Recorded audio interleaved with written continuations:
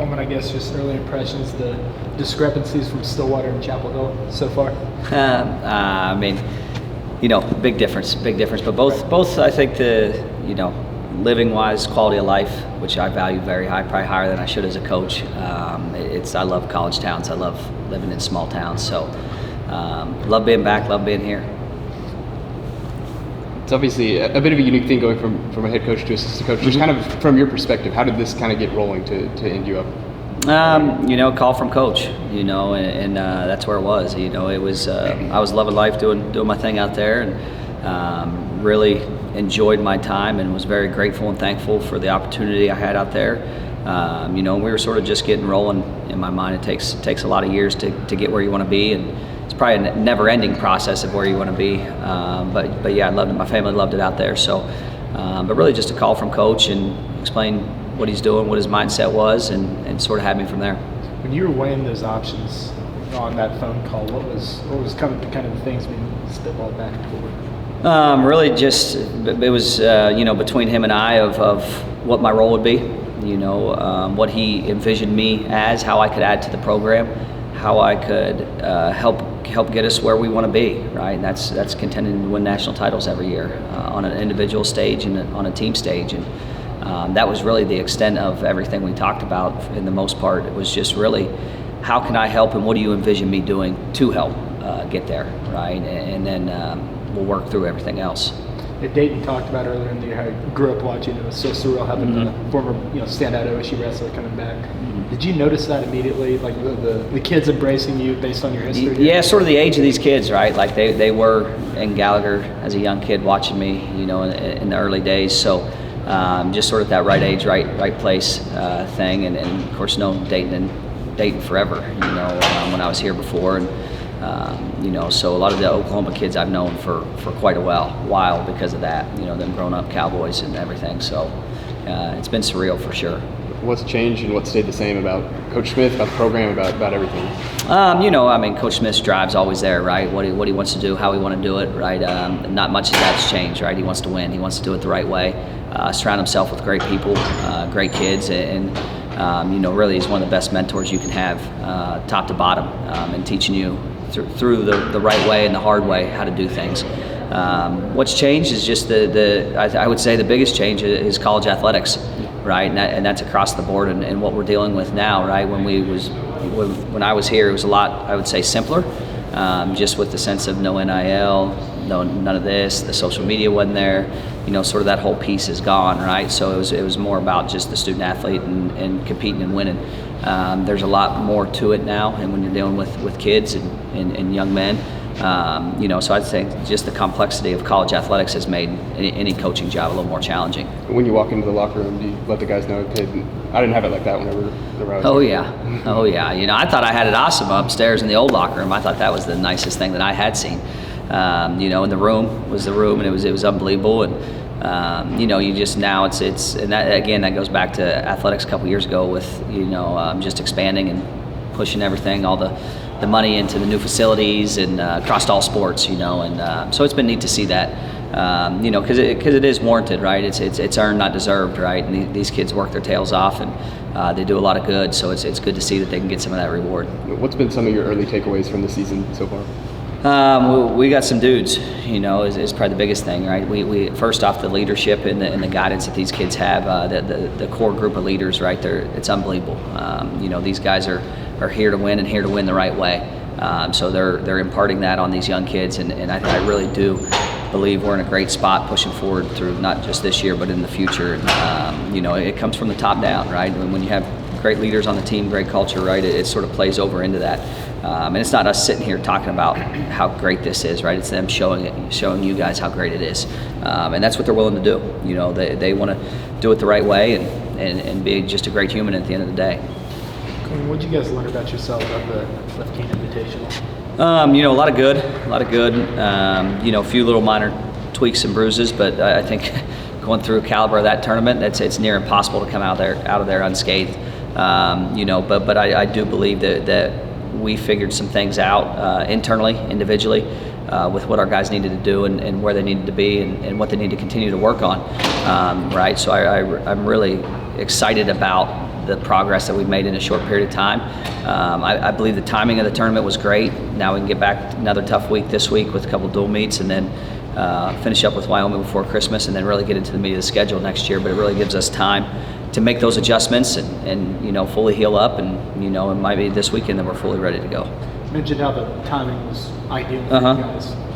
Just given the number of young wrestlers and new wrestlers, I mean, how advantageous can that early experience with the caliber of a absolutely. showcase like that? Could have been bad. Yeah. Could have been bad, right? But I think that they learned a lot. They realized, you know, the matches that we did lose, that we were right there, and it is some execution of skill and figuring some things out on the mat. It wasn't for lack of effort. It wasn't for any of that stuff, which is way harder to fix, because we are in the mix with some of those young kids, with some top 10 guys, and that was great to see. You know, and again, it's always a work in progress. But these guys, you know, it could have been bad, but I believe that we knew where we were with the team and with those young guys, right? And throwing them to that it's what they needed.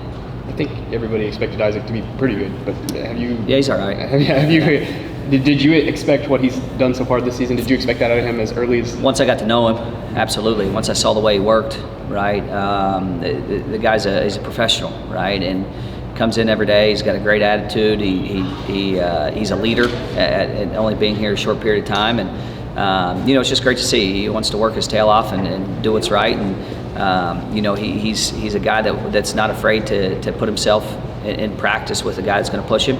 Got to put him in some positions that are uncomfortable for him, and you have to be willing to take yourself there, and he is each and every day that I've been here. That's what he shows the most, and it's just awesome for him to see that payoff a little bit. Of course, we got a long season left, you know, 2.5, 3 months left, but that payoff is already starting to happen, to show, hey, I can be talked about this top echelon of guys. It's not, hey, he may, no, he's at that top range of competing for a national title, and the more he believes in himself and the people around him, as he's already is it's just going to continue to grow. You mentioned young guys earlier. Jordan Williams didn't start the year in the dual meet, but what do you think you found out about him throughout these tournaments? You know, he's wrestling top 10 kid out there, and you know, so I think didn't finish 6 or 7 shots, right, and lose by takedown. So he's right there, right. He's sort of got to clean up some stuff, and really he's going to be able to get there because of his work ethic, right? He's an unbelievable worker in the room and understands that and sees that, and sort of just hones some stuff in, right? He sort of wrestles wild, which is awesome, right? But we've got to hone it in and make it our style a little bit, and he's been doing a really good job of that this last week, and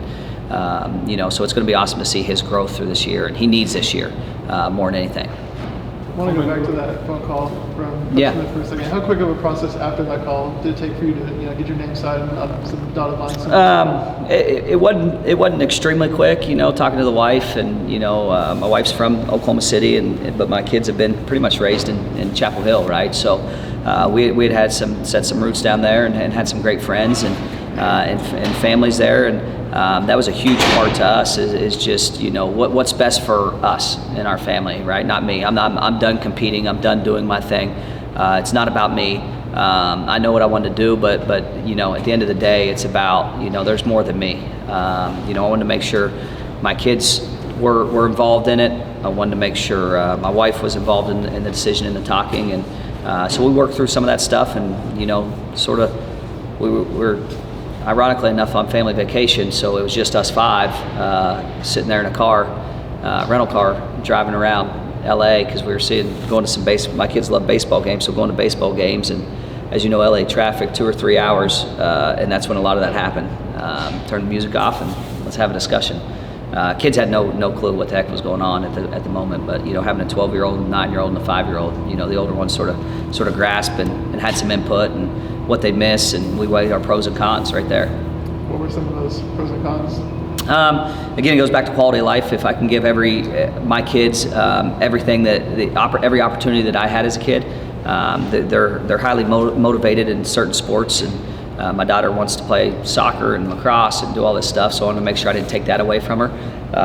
The boys are a little bit easier. My sons want to play football, baseball, and wrestling, right? So that's a little easier to find and navigate. So the biggest one was my daughter, just making sure she could be taken care of soccer-wise, and again, I don't know if she'll be great, but just having the opportunity to do what she wanted to do and strive like I did to the next level, right? So that was the biggest thing for me, is just making sure that we had the opportunity for them. Your daughter's the oldest one? Yes. Yep. Was there kind of a deciding factor for you to where you felt good enough to leave a program that you kind of built up and to come back over here? I don't know if it was one thing, but it was awful hard, right? Making that call to, my bosses there, Bubba and Vince, had been unbelievable for the last 9 years, right? It was they were awesome leaders. Consider them friends now, so that was probably the hardest thing, is to call them. And I talked about with Vince, my associate AD, for a while, just back and forth of thought process, and he helped me through that a little bit. And he's an Oklahoma guy originally, so he understood, and he knows what cowboy wrestling is. And pouring whatever I had into this place, from 2004 to 14 when I was here, meant a lot to me, right? And this place it's a place that I've always envisioned and wanted to be, if it was ever a possibility. If it wasn't, I was great. I was doing good. I was fine where I was. But I, if it ever came up, I knew it'd be a hard thing to pass up. Do you view yourself as a potential successor one day to the program? Nah, that's above my head, right? I don't make those decisions, and I'm just here to help cowboy wrestling and OSU wrestling and see where we can go. Again, if it's an opportunity, it's an opportunity, right? I'm in a great place and love what I'm doing, and love where I live, and it's that's what I view it as. Coleman, what are some of your fondest memories just with the duel coming up? Oh man, of course it was pretty highly contested. My 4 years here competing, and probably the one that sticks out the most was my true freshman year. Came out of red shirt in January, so it was that second Bedlam here at home, and never really wrestled small town Pennsylvania, so I hadn't wrestled in front of a crowd like that, 10,000 plus. Really just coming out and realizing in that moment what these people thought of Bedlam and cowboy wrestling, OSU wrestling, and the support that we had. That's probably the biggest thing that I had. That true freshman year is just, my eyes were big. I wrestled the #1 kid in the country and had that opportunity to do it, a couple times a year. And just the care, right? Without having that passion in life, right? Like, what is there, right? If you don't have relationships, don't have passion, like, what is there, right? And that's what you see in this match, right? It's passion. They truly care about this and care about us, and doing everything we can to come out on top. And we're in a good place. How'd the meet end up going? Oh, we won. We won. I did. You? No, I didn't. Oh, you No.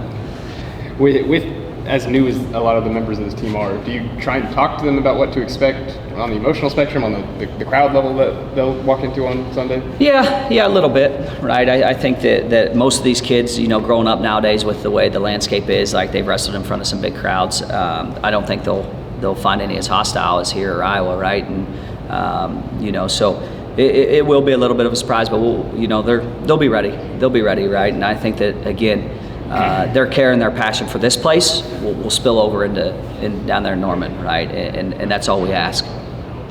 Having been around John the day-to-day for as long as you were, and then being gone for a while, how different is he now? Has he changed, mellowed, not mellowed?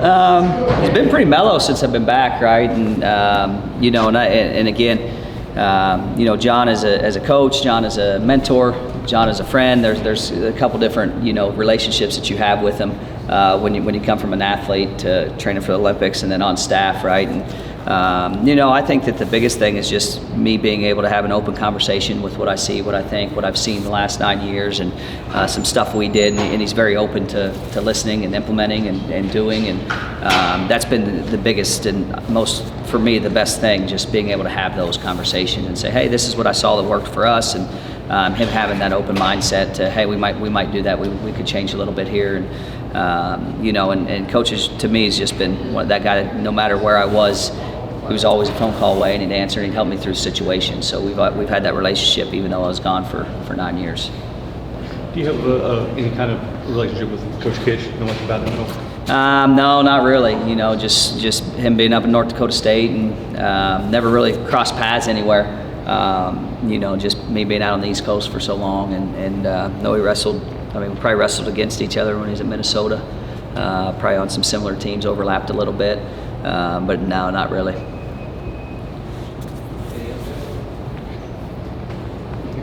Awesome. Thank you.